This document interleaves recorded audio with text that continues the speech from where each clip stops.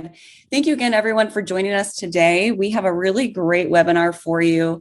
Today's title is going to be Hacking Human, the Art of Social Engineering. We're going to walk through quite a few things about social engineering. Hopefully you guys learn some really good information today about social engineering, about cybersecurity. We have some great panelists today.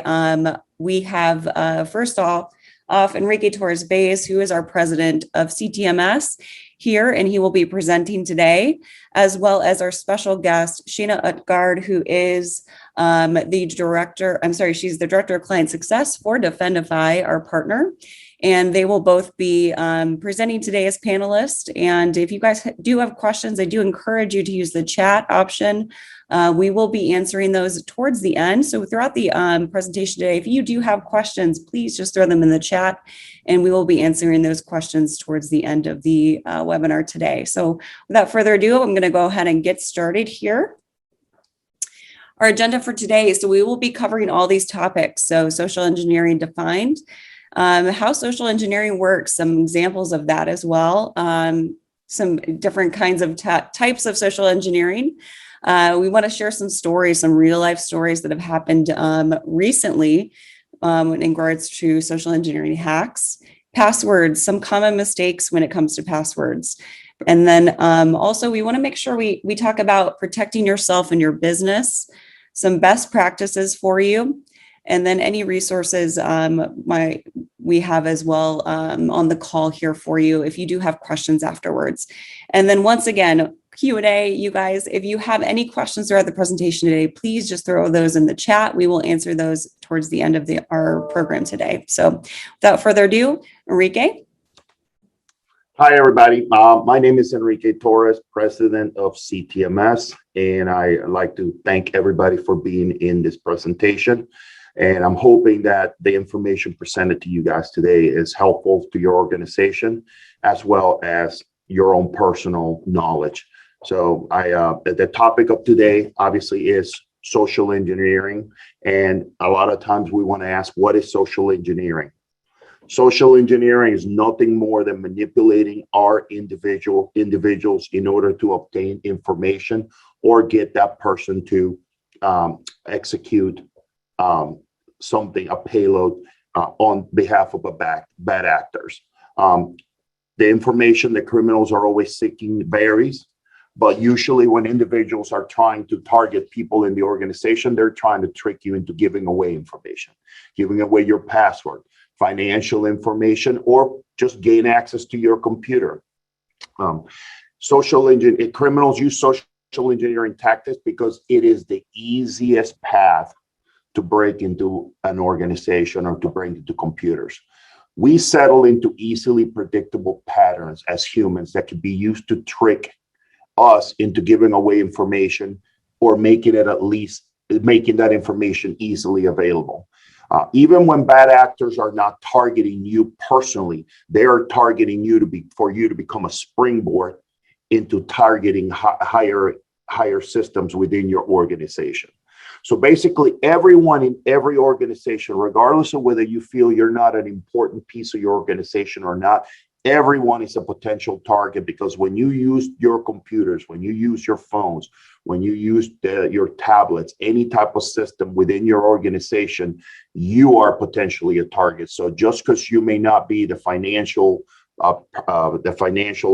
decision maker in your organization, or the president, or the higher up, does not mean that you're not a potential target. Next. Okay. Elise. Next. Okay. I want to go over a few examples of social engineering. Phishing is one word that we hear a lot, and all that is, phishing is basically a bad actor sending you deceptive emails, sending you deceptive website links, or text messages to your phone with the express purpose of stealing information from you. So if I send you an email saying, hey, I need your social security, or hey, I need you to send me a bank information, or hey, I just need you to tell me who the president or the person in charge of your financials is, any type of personal information, that's phishing. Spear phishing is basically when I send you an email that actually has a targeted attack against an individual or business. That includes code, maliciously in code in order for you to click on something for me to actually put a payload in your computer. Baiting is another one, which basically is an online and physical social engineering attack that basically promise you a reward. I think we've all got these emails that say, hey, click here or give me some information and you can get $50,000 that's parked on a bank account in the Maldives or somewhere in the Middle East. I know that that a lot of these attacks sometimes sound outlandish, but you'll be surprised that when in a planet of 7 billion people, there's always somebody willing to click on something because they get duped. Malware is basically when victims are tricked into thinking that, hey, your computer is full of malware and we're going to help you clean it up. So click here and one of our technicians is going to help you clean it up. That is a classic attack believe it or not, still works. Pretexting is basically using a false identity to trick a victim into giving up information. A lot of times you'll see phone numbers that can be duped. I can get phone numbers that I can spoof a phone number on an Android device, call you. I'll show up in your phone as a particular contact that you know, ask information, and a lot of times I can get information by just impersonating somebody. Quid pro quo is basically an attack that relies on an exchange of information or service to basically convince the victim to act. So I'm going to provide you with this information if you give me this information. Okay. Tailgating basically relies on human trust to give the criminal physical access to a secure building or area. This may include me gaining your trust, and after a while saying, hey, why don't you just let me in the computer room real quick? I want to see what you got in there. So a lot of times that involves basically gaining somebody's trust in order to let you in a secure area. Phishing is basically giving you urgent voicemails and convincing the victim that they need to act quickly to protect themselves from some kind of arrest or other risk. I think this is a classic one where they call you in and tell you, hey, I'm an agent of the IRS or the CIA, and I usually comes with a very bad accent, even worse than my accent. And they tell you that if you don't do this, we're going to go and arrest you if you don't provide us with this information. Water holing is another attack. This is a pretty advanced social engineering attack that basically means that I'll infect a trusted website that you have, and I'll actually inject code into that website that when you click on it, actually inserts a payload into the visiting computers. This is a pretty insidious attack, and it usually happens when you have unsecure websites that I can use to hijack, and then everybody who goes into that website can then be infected with the malware that I put in there. It's a pretty big type of attack, and it's used and right now it's a popular one. We've all heard about websites that get hacked, and next thing you know, you have hundreds of thousands or millions of people infected with malware.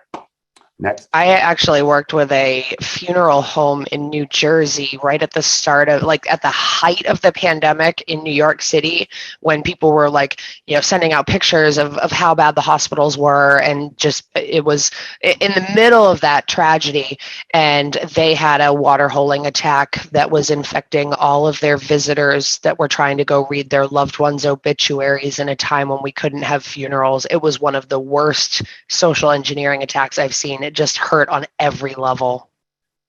Yeah, and Shauna, I just mentioned a few examples. There are so many more different types of attacks. I could literally have a 2-hour presentation just going into the different types of attack vectors and their costs and effects. That'll be the next one. Yeah, that's a whole different presentation. Okay, at least can we go on to the next one? Okay. Now, I just described a few of the different social engineering attacks that are common, but I also want to talk about some big examples that have been in the news lately, that of how lucrative these things can be, because a lot of times I get asked, well, why do people do this? I mean, this sounds like a waste of time. It's not really a waste of time. It pays. It's lucrative. There's government backing. Some governments actually back cybersecurity theft because it's that lucrative, and it provides some governments that are not friendly with a large amount of capital. So it's very lucrative. There's money to be made. Google, for example, there was $100 million Google and Facebook spear phishing scam. $100 million. Just think about that. Okay. Basically, the way that worked was a scammer set up an actual company that pertained to do work for Google and Facebook. And this company then was used as a springboard. Basically, the Google and Facebook were paying this thinking that this company was providing them services as a vendor. And all this company was doing was just literally funneling money from Google and Facebook to a bank account. And they were just living the high life. It took them to get to about 100. This happened within a period of 2 years, and they didn't catch it until they were $100 million in the hole. There was also another one, it's a deepfake attack on a UK energy company, where basically in March 2019, the CEO of the company provided or received a phone call from somebody who sounded just like his boss. So they basically did a big profile. They gathered profile information on this guy. This guy was the target. So they figure out who his boss was, what the information on the company. And the call was so convincing that this CEO ended up transferring $243,000 to a Hungarian supplier. And the bank account actually, or what he thought was a Hungarian supplier, and the bank account actually belonged to the scammer. Okay. It sounds kind of crazy, but I'm going to tell you, you can put together a profile on somebody very easily by just going to Facebook or LinkedIn. So it's not that difficult to actually gather in, well-known information and setting up an attack like this.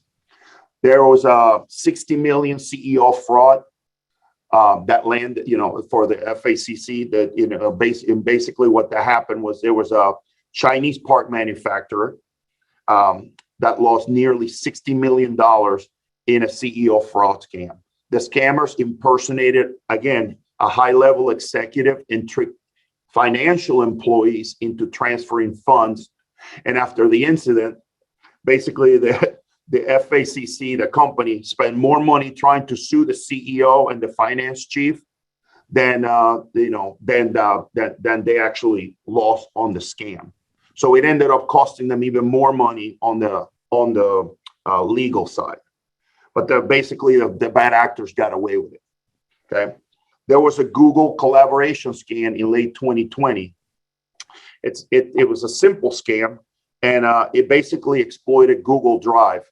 And the people who were using Google Drive in the company, in that particular company, basically they were putting in Google spreadsheets onto their Google Drives with links to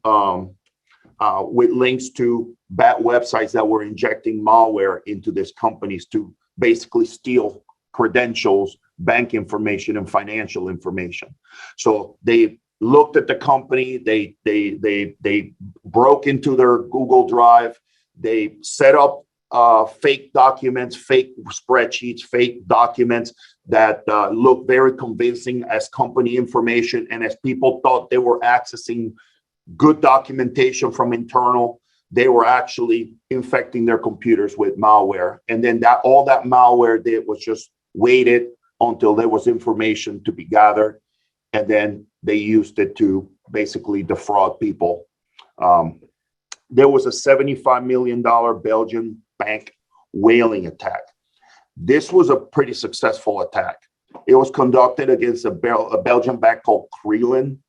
And basically, Creelan discovered that the CEO of the bank was whaled. And after conducting an internal audit, they found out that the perpetrators basically got away with $75 million.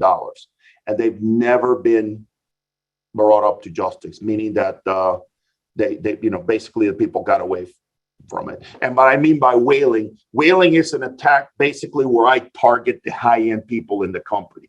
So the presidents, the CEOs, the CTOs. I don't know if you ever heard of the term whale for gambling, when they say, hey, I'm gonna, those are the big spenders that show up in Vegas, that play in the back rooms. Where in the hacking world, a whaling, it means that, hey, I basically got a hold of information and I targeted a high-end individual in a company, and that's basically my target, and I go after that person's financials because I know that they have the money or the backing or the access to money within a company. I didn't even know that was a casino type term. I thought it was just like the big guys, like, because there's phishing with like casting a wide net, Nigerian prince email style. Spear phishing is like, the targeted attack against a specific person. I just thought whaling was because it was the big guy. I didn't know there was a gambling connotation there. Yeah. The casinos call a whale a big spender. Hey, I learned something new here. So there's another Texas Attorney General that warned of that the whole state of Texas being targeted for smishing scams, and basically that's where you get a text message that basically tells you, hey, I'm you got a package from DHL or Amazon and or FedEx that was lost. And if you click here and you give us your credit card, we'll go ahead and deliver it to you. And the attack or the text messages look very convincing. They look very real, and people were literally just because we get packages every day. We get packages from all kinds of vendors, so why not, right? Hey, there's a lost package, and I know, and odds are I order something from Amazon, and odds are that I'm waiting for a package. So this was so widespread that the Texas Attorney General actually had to get on TV and warn the whole state. FedEx and DHL and UPS don't send text messages to you for that. So don't click, don't give up information. So that's just a few examples. I mean, we've all seen in the news. Shauna, you've seen in the news how many every day. I think that there's different attacks every day in the news. So this is very widespread, and it happens all the time. Go ahead, click next, Elise. Okay. Now, I want to talk a little bit about passwords, because this is the thing that we mostly, for the latter part of the 20th in this century, we've relied on passwords to secure our information. And how does that pertain to social engineering? Passwords are not very good at protecting, because we as humans set up some very bad habits when it comes to passwords. For example, we use the same password for multiple sites. We use the same password for we're probably on 20 or 30 different important websites per person, and we use the same password for everything, for our computer, for our bank account, for our work system, for our personal email. So what happens is, if I break into one system and I get that password, odds are that after I do a profile on you, I can pretty much know that I'm going to use that same password or a slight variation of that password for all the other systems that I find out you belong to. Okay. We don't set up two-factor authentication or multi-factor authentication. So basically, we like to secure our important information with just one thing, that one weak password. Kind of like what I tell people is, you normally have a house, and in your house you have valuables, right? Well, how many bolts do we usually have in the normal house? Shauna, we have two. We have our key and then we have our deadbolt. But yet on our important websites, our important sites where we keep our very personal information, banking, work computer, all that stuff, we only have a single little password that's easily guessed, and we think that's secure. Okay. We don't utilize password best practices. We don't ask for password complexity. We don't ask for password lengths. Today, in today's day and age, a minimal password length should be 12 characters, including special characters and numbers with upper and lower text characters. But a lot of times we don't implement that. Why? Because it's harder or it's not convenient. So we, allow our employees and we allow ourselves to use very weak passwords. Social media, we post so much information on social media. I mean, for God's sake, people today post even what they eat. I don't think I can go on Facebook and now see 50 posts that could potentially be used to create a profile attack on somebody just by reading their social media. A lot of times, a system gets hacked. It gets put out on the news. Hey, Yahoo got hacked. And you'll be surprised how many people still, even after knowing that a system got hacked, continue to use the same password. Or they know that they use that same password on other systems and they go and change it on Yahoo, but they don't go ahead and change it in the 50 other websites or systems that they use the same password on, because people don't think about that. The other thing we do is we write down our passwords and we put them on a little Post-it note. And then we hang it right next to our computer. I can't tell you how many times I've gone to clients of mine where we actually try to set up good password policies. And I walk around and I see the little password Post-it notes right on the computer. I think we've all seen that before. Or like right under the keyboard. That's kind of like hiding your house key directly under the mat that you step onto before you open your door. Oh yeah, I've seen the under the keyboard. That's always a classic. Nobody's gonna think to just lift the keyboard up and see what's under there. All right. So again, how do you protect your business? How do you protect yourself? Well, first, email's gateway. Email is a great tool, but it's also the devil when it comes to computer security.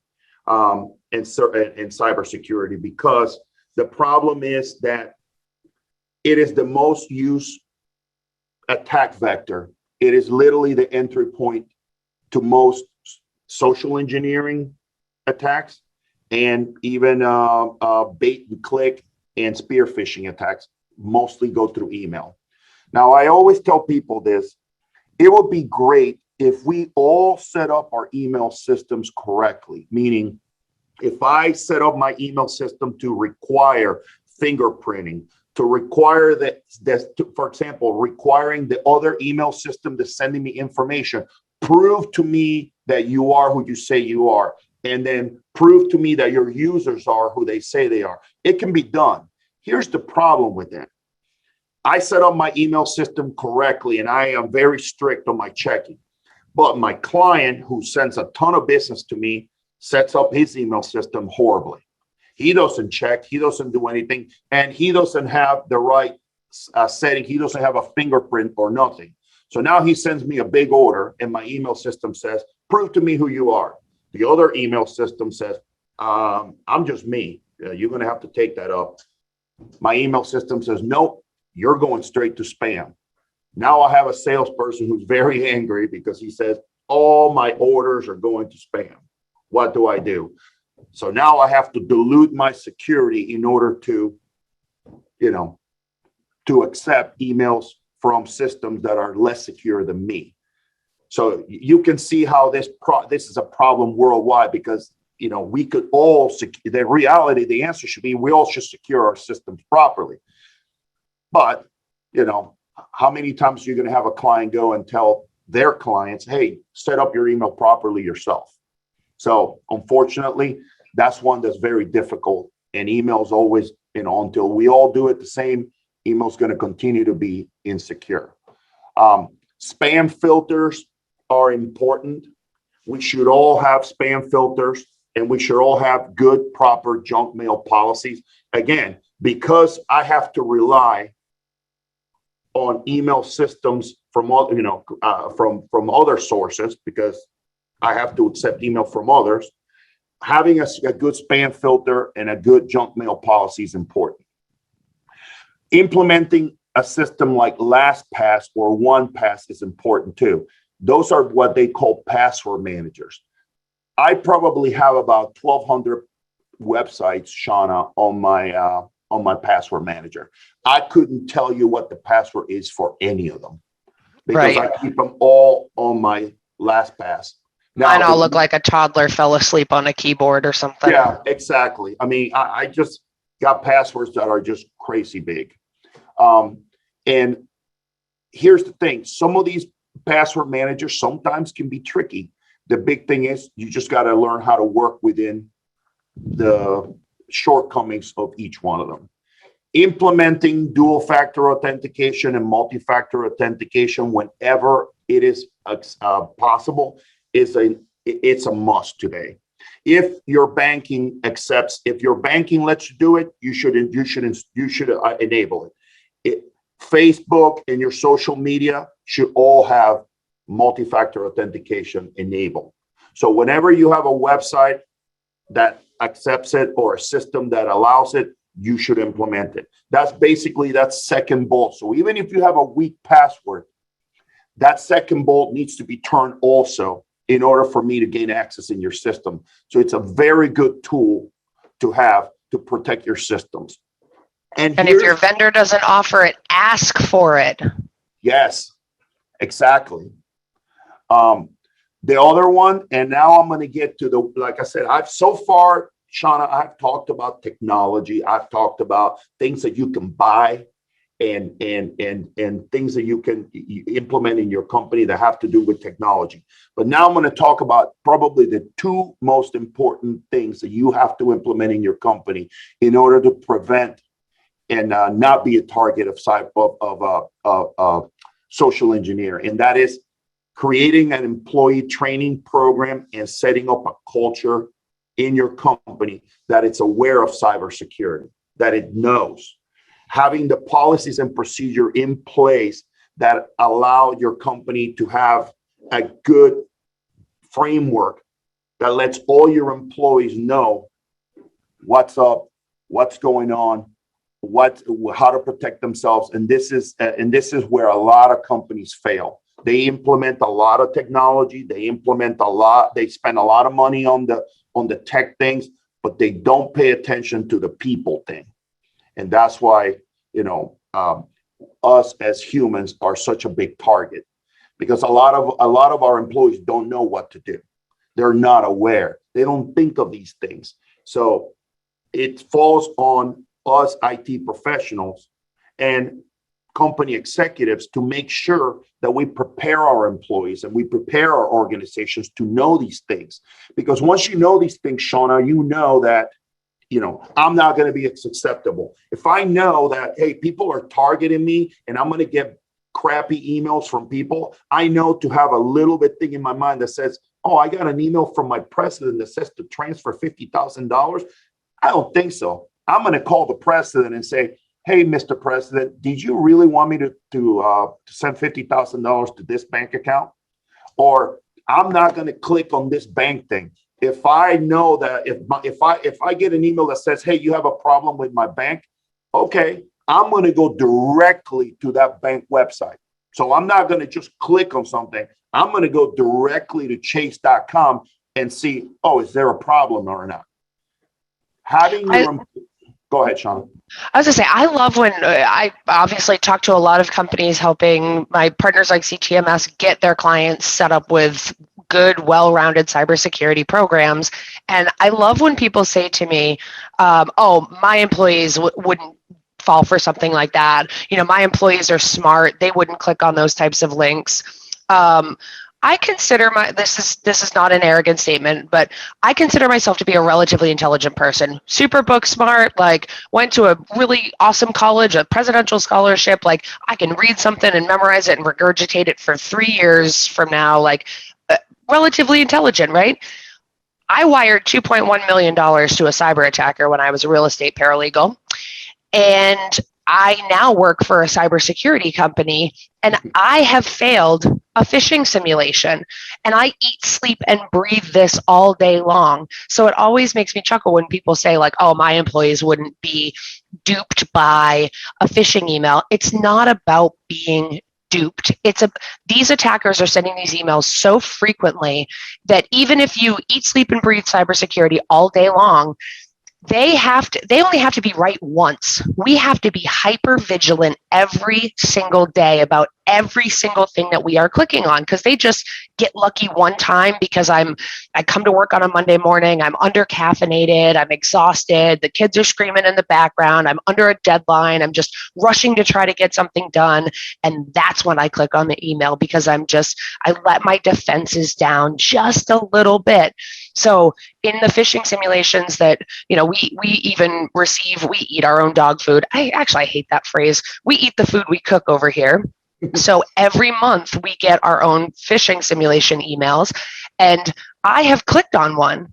So like the important thing there, first of all, is that you're doing the ongoing training and testing. And I know we're going to talk a lot about like building the employee culture in the organization, but I can always tell immediately how well somebody has rolled out their cybersecurity program based on how the employees talk about, the training and the phishing simulation. If it's just I have to do this, or they send me these emails and they're trying to trick me into clicking on things. No, we're trying to build up your muscle memory. It's just like anything else. Enrique, if you were trying to teach a kid how to play baseball, you would make them swing a bat over and over and over again to build the skills, to build up the muscle memory.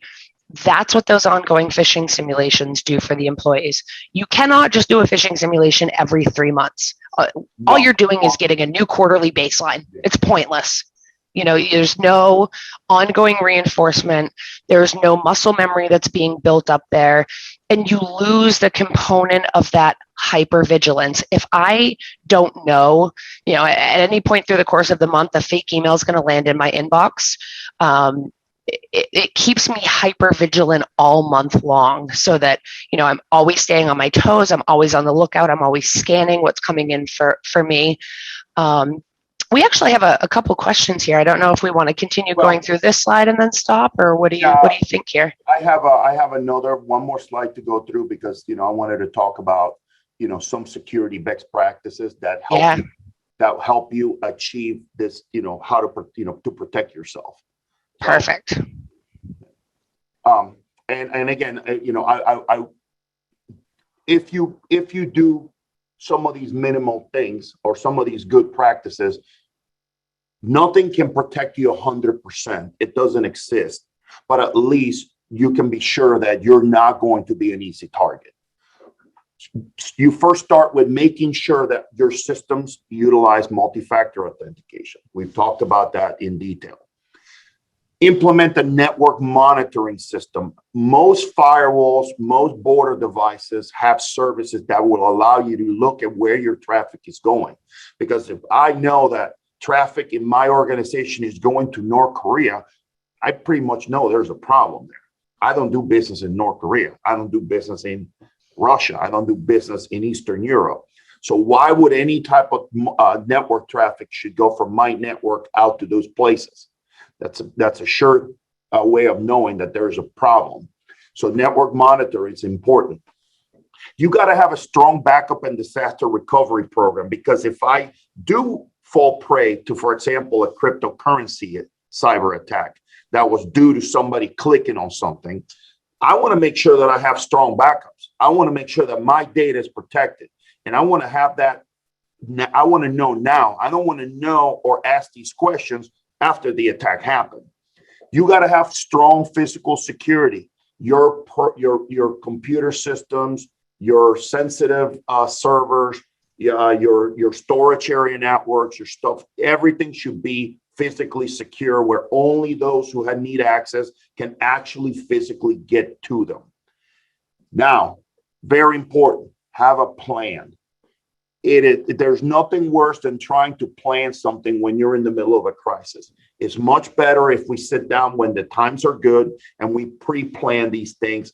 And in the event that there's an issue, guess what? Everything's already lined up. We know where to go. We know what to do, because those minutes that we spend executing the plan are crucial.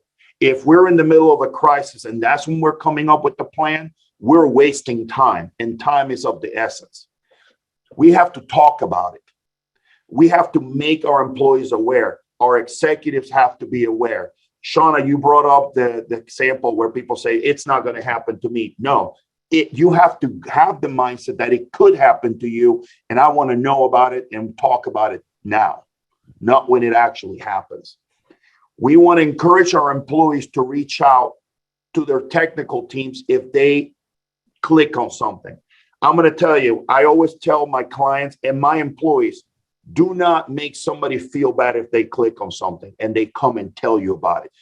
I encourage them. I clicked on something. I'm not sure. Can you look into this?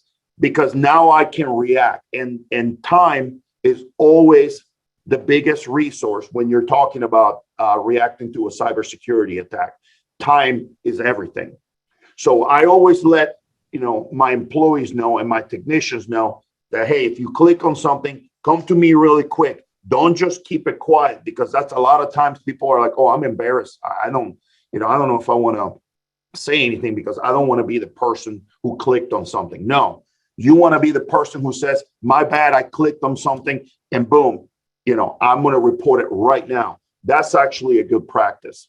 So just these few things, if you just do these things within your organization, they're going to help you become a tougher target. And that's really what it is. You'll be surprised how many bad actors try. And when they see a little bit of resistance, they see that you're not the low-hanging fruit. They just go, I'm going to move on to an easier target. I just don't want to, I'm not going to waste my time, because I know that there's many low-hanging fruit out there. You don't want to be the low-hanging fruit. And that's what this whole strategy is about. Nothing can fully protect you against cyber attacks. I mean, like I tell people, Google and Facebook, they have incredibly smart people and they have billions of dollars. The government agencies, billions of dollars. So, they throw a ton of money at this, and they still manage to be targets and get hacked. So it's, you can't throw money at it and say, oh, wait, I'm going to be 100% better than these guys.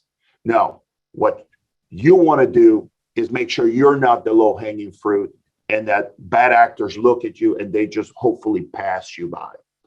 The other thing I want to say is Ohio has the Safe Harbor Act that they passed. So the state of Ohio has given our companies and our businesses a really good incentive to implement these practices and implement good security. And that is, if we implement these systems, if we implement these processes, policies, and procedure, basically the state of Ohio says, if you do it and you prove that you do it, we will make you immune to litigation.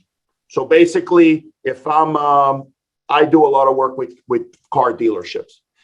If, for example, that car dealership's security systems get hacked and they steal financial information and they do something and somebody sues that dealership, if that dealership says, hey, we have multi-factor authentication, we do network monitoring, we have a great disaster recovery plan, we implement employee training and awareness programs, we do this, and that. Ohio basically says, hey, they do the best they can. It's not their fault. And that is a huge incentive. Shauna, what do you think about all this?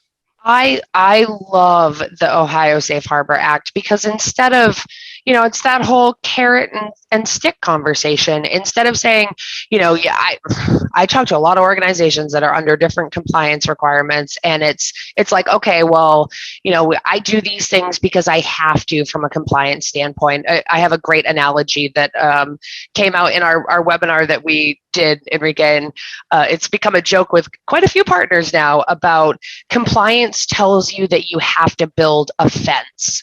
You can build your fence out of bacon. It's probably not going to keep very many people out, but technically you're compliant. So compliance and avoiding a penalty if you don't do something is not a great approach to security. You want to get the same kind of buy-in both from the organization that you get from the employees, so that there is an incentive, because there is, as you said, no such thing as perfect security. There's anybody that tells you that they're going to make you 100% secure is either lying and trying to tell you something, or they just don't understand how security works. It is, you mentioned that the big guys get hacked and it's impossible to prevent all of these threats. One of the conversations that I have a lot with organizations is, well, if the big guys are out there getting hacked, what hope is there for me as the little guy?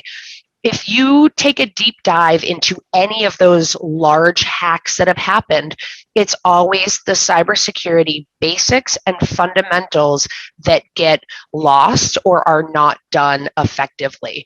So, like not using multi-factor authentication. We had a question here in the audience that said, what is the secondary authentication?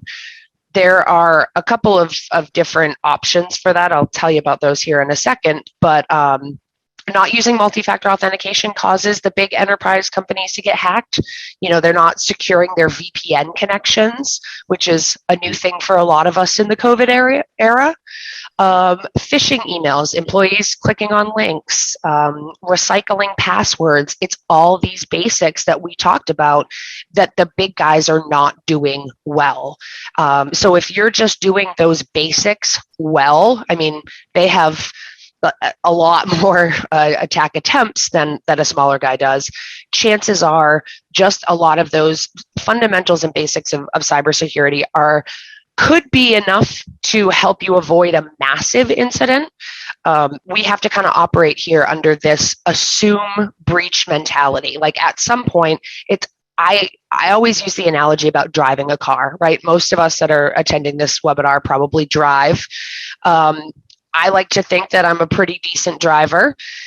So when I get into my car, I take a lot of necessary precautions every day. So, I wear my seatbelt every time I drive. I try to drive roughly somewhere around the speed limit most of the time. I'm not, going out and having 17 margaritas and then jumping behind the wheel and driving home the wrong way down the highway with my lights off, and half in the bag. If I did something like that and just was completely reckless when I was driving out on the roads, doing 100 backwards, or down the wrong way of the highway with my headlights off and drunk, I would expect to get in an accident. It's the same. We're doing that same type of thing with cybersecurity. We're down the highway the wrong way, lights off, drunk, and expecting something to not happen. If I go out and I take all of the necessary precautions, I drive really well. I use my turn signal, which I live up here in New England. Not a lot of people do that. If I drive around the speed limit, if I look both ways, if I'm a cautious and safe driver, there's still a chance that I'm going to get in an accident. Hopefully, if I'm not driving 100 everywhere I go, that accident isn't going to be that bad. But also, worst case scenario, I have my car insurance to limit the damages and how badly that affects me. So, I don't want to be without my car for a long time. So, I have rental insurance coverage. I, have a low deductible because I don't want, if something bad happens and another bad driver hits me, I don't want to, have to pay a boatload of money to get my car fixed. Cybersecurity should be like the same type of approach. We take as many precautions up front as we can to be good, data drivers.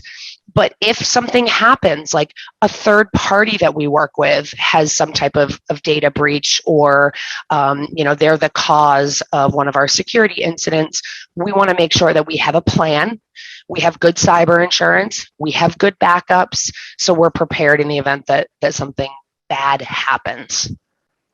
Yeah, and again, Ohio has been kind enough to actually pass good legislation and provide a good incentive, financial incentive of why you want to do this, and not just say, well, the big guys get hacked, so what's the big deal if I get hacked?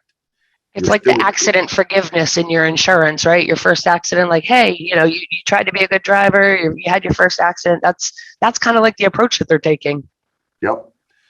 I think that now we can go ahead and open it up for questions and answers. So if the people in attendance have any questions, we can go ahead and hopefully take them and give you a good answer.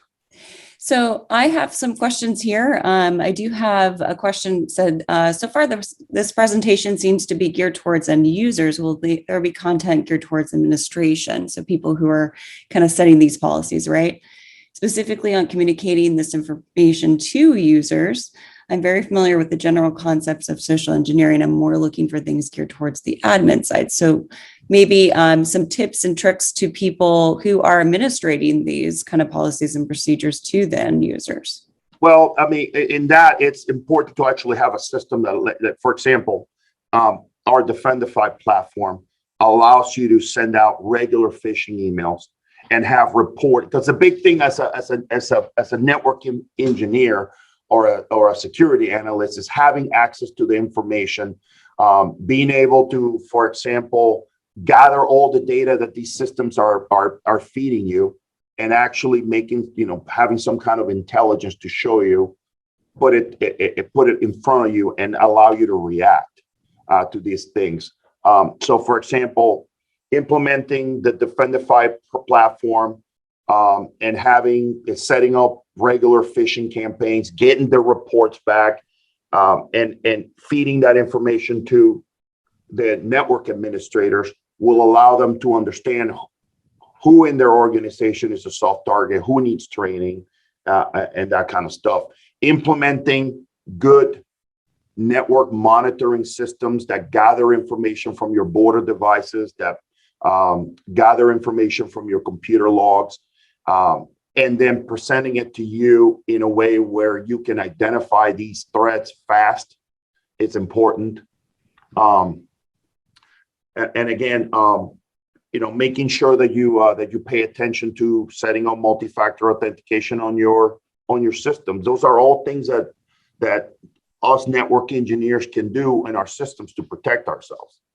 Absolutely. And on the change management side, when you're rolling out a new cybersecurity program, you don't want it to just be another thing that we have to do, because we do a lot of things in our jobs. And especially, Bob, I don't know what size organization you work at, or what your company looks like, but if you're a relatively small organization, you're probably wearing a lot of hats. You're probably doing a lot of things. If you're just adding another thing onto their plate without them understanding, the why behind it, you'll always get pushback no matter what it is. So in our Defendify cybersecurity platform, there are a couple of resources to help make rolling a cybersecurity program out to your employees a little bit more frictionless.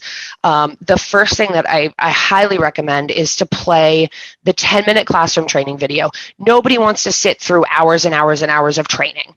So we have a short 10-minute video that will help them get the basics of cybersecurity. What is phishing? What is ransomware? What is multi-factor authentication? How to create a strong password, some policy and procedure type stuff, and bringing everybody into either a physical conference room if you're in, the office still, or a virtual, even like a Zoom meeting, and talking to them and actually spending the time to roll out the cybersecurity program. This is what we're doing. This is why we're doing it, whether it's under the Ohio Safe Harbor side of things or compliance, or just because, I talked to a medical facility a couple weeks ago, and when they rolled their program out, we did a whole employee training and a session with them. And the senior leadership said, if you went into the doctor, you would have a certain expectation of how your health information and your private details were handled. And we want to maintain that same kind of integrity in the way that we process and handle our client data. So, they really positioned it as, the golden rule of data handling: treat other people's data the way that you would want it to be treated. And then also explaining what's in it for me.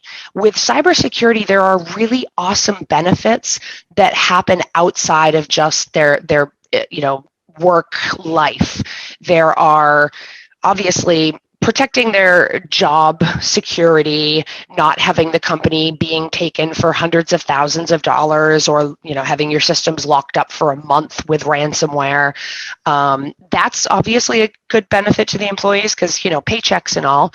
But there are benefits that extend outside of work too. I called an organization a few months ago now, and the receptionist was like real rough and tough New York lady, and I was trying to talk to the CEO who I'd been emailing back and forth, and he's like, "Why don't you just give me a call?" So she's doing her gatekeeper thing, and she's like, "Who did you say was calling?" And I was like, Shanna from Defendify. And she goes, "Oh, Defendify, I love your videos." Like, total change of heart. And I'm like, "Thank you." She goes, "No, every month when I get my new video that comes out, I go home and I play it for my husband and my son." So I've had stories of people's, kids having better online security, because I don't know if you've seen the way that our kids are on their phones and what they do online, but helping elderly parents not fall for scams that are going to cause them to lose, their miss out on social security benefits, or just be taken for money that they don't have. So there's a lot of what's in it for me outside of just, we do this because we have to do it. Anything we have to do, we do as much as we have to, and that's about it. Like, we don't really have a lot of buy-in in it. Right. Thank you, Shanna. So we do have a couple more questions, and I do want to be cognizant of the time. So we did have a question come in, said, do we have written examples of phishing threats and how it happened, so we can share them with our employees? When you mean examples of emails and things like that? Yeah, I think just phishing threats, maybe,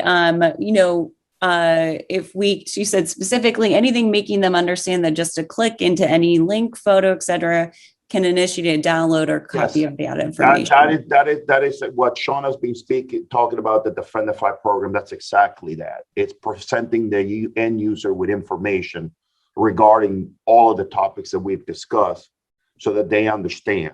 Because at the end of the day, the reality is that as network administrators, as network IT professionals, we can secure our systems all we want, but it is our people, our end users, that are the weak point and the target for most social engineering attacks. And those are the ones that we have to basically empower. And the only way to do that is with examples, with information, with knowledge.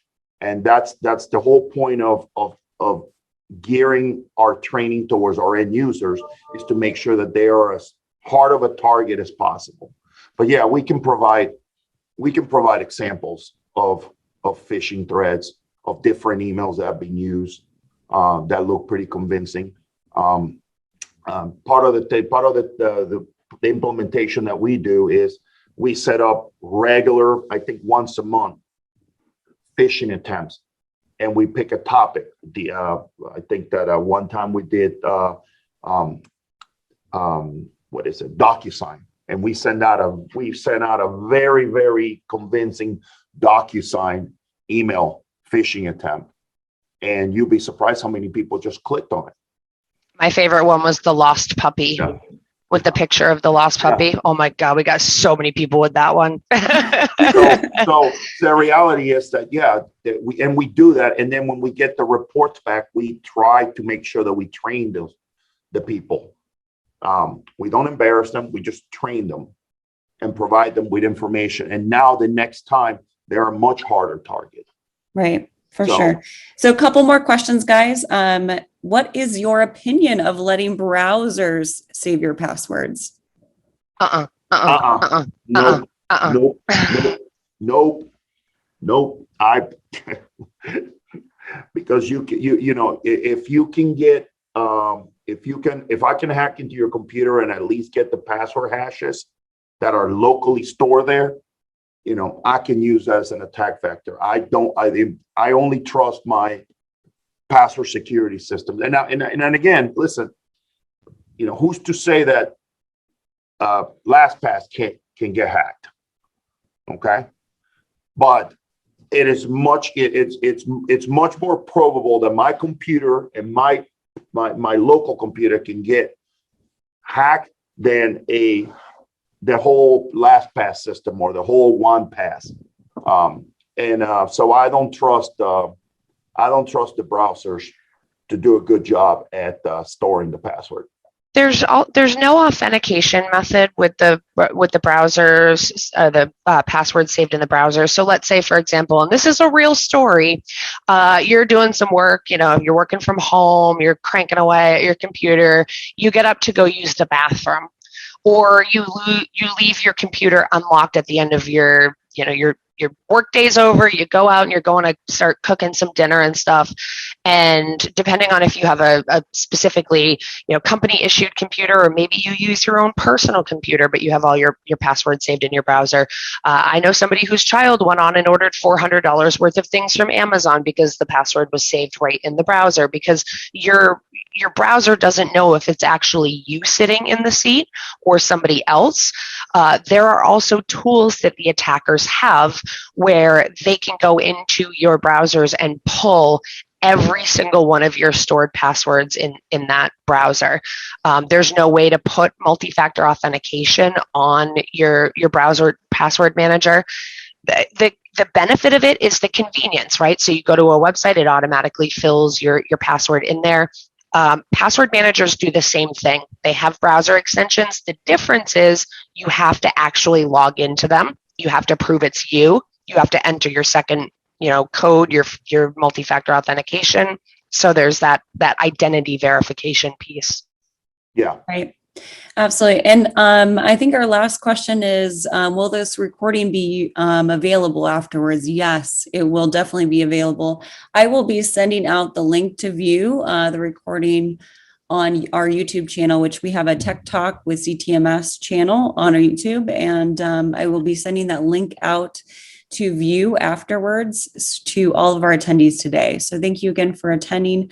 Well, I want to thank again our wonderful hosts, here, Shana and Enrique, for this great webinar. Thank you guys so much for all the information provided.